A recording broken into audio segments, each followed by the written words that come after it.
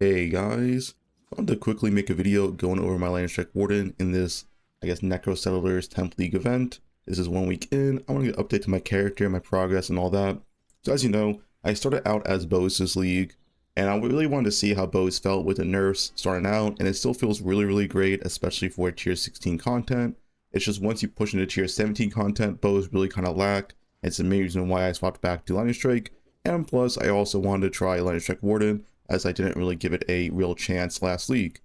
So with that said, I now have a pretty good info about Land Strike Warden versus Land Strike Slayer and Bows and all that. I kind of want to cover everything in this video. So yeah, first things first, Land Strike Warden. It is pretty good, it is pretty strong, but it does have some very big weaknesses, and it's why I would still recommend Land Strike Slayer instead.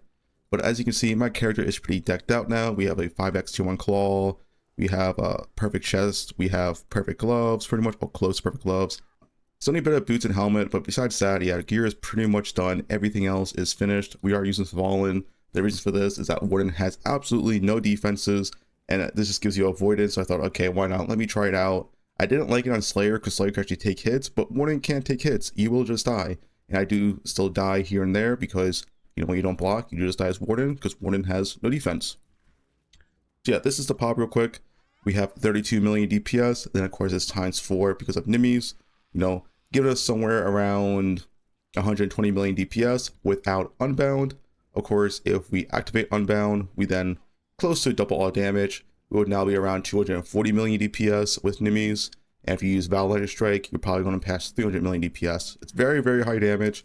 I can almost insta-kill Exarch, for example, Uber Exarch. That's how high damage we're doing. If you're on one of the damage numbers between Warden and Slayer, Warden is about 2x the damage of Slayer during Unbound. Without Unbound, it's about equal.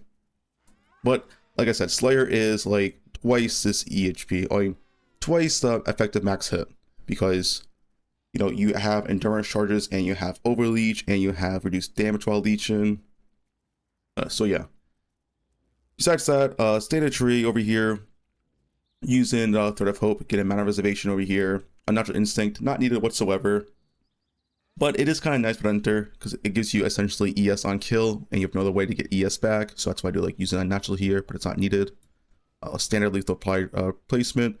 We're just going for double damage and rage on hit. I think this one has 2 rage on hit and 2 double damage. But yeah, clusters, these are important. You do want this defense node and martial prowess on every single one. The third node doesn't really matter. There's a lot of nodes you can get here. But yeah, you do want these 2 nodes. It gives you a spell block and attack block, and this gives you accuracy. So we are using 2 of these along with this block wheel to get essentially close to block cap. We are currently at 89% block and 88% spell block. 90% block is our cap with the lucky from Savalin. But I didn't think there's any good way to get that last 1%. So I thought, okay, I'll just leave it 89%. That's still fine. How you would get that last 1%, by the way, is through a corrupted Savalin with 5% block chance. That would solve it.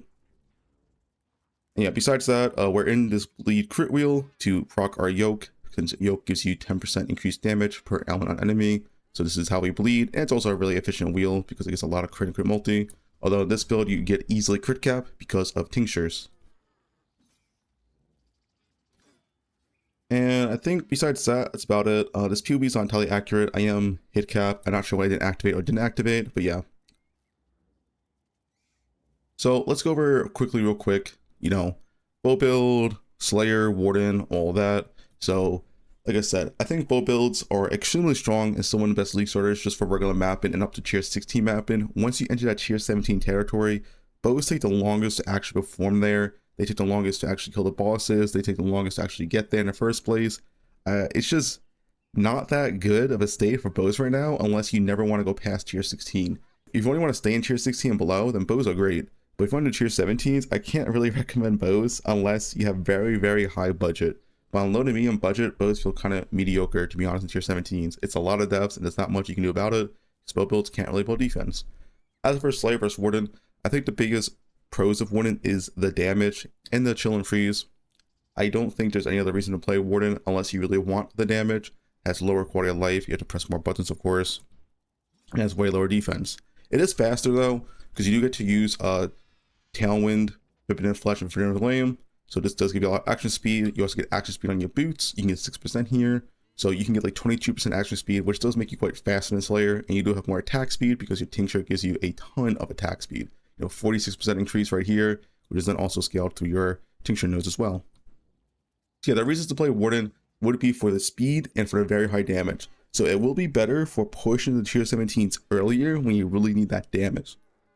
But eventually down the line, when you invest enough into Slayer, they can both do tier 17s just as well, except Slayer's just tankier, and also the overleech helps a lot through degens.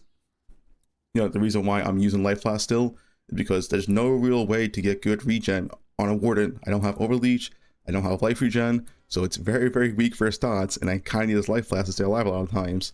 I don't have CB immune yet. Maybe when I get CB immune, I can use this Pantheon as well, and maybe it'll be okay, but there's just a lot of like ground degens in tier 17s, and you kind of need this Life Flask to stay alive, compared to Slayer, where Slayer just has overleech, so you're always fine. So yeah, I think the only real reason to play Warden is just to early rush tier 17s. If you're not rushing tier 17s, if you're staying in tier 16s, then Slayer or like Deadeye Bows is just better. Warden does have its place, but like I said, I would prefer Slayer a lot more. Like I said, the quality of life is huge, 2 less buttons, and the Unbound Avatar you have to press as well. But with that said, Warden is still pretty nice, pretty strong. Anyway, this is my week 1 update to the league. I'm not sure how much longer I'm going to be playing, but I am having fun, and it was pretty fun to be back to this character. Mostly done, still need a helmet and boots, but yeah, that's about it.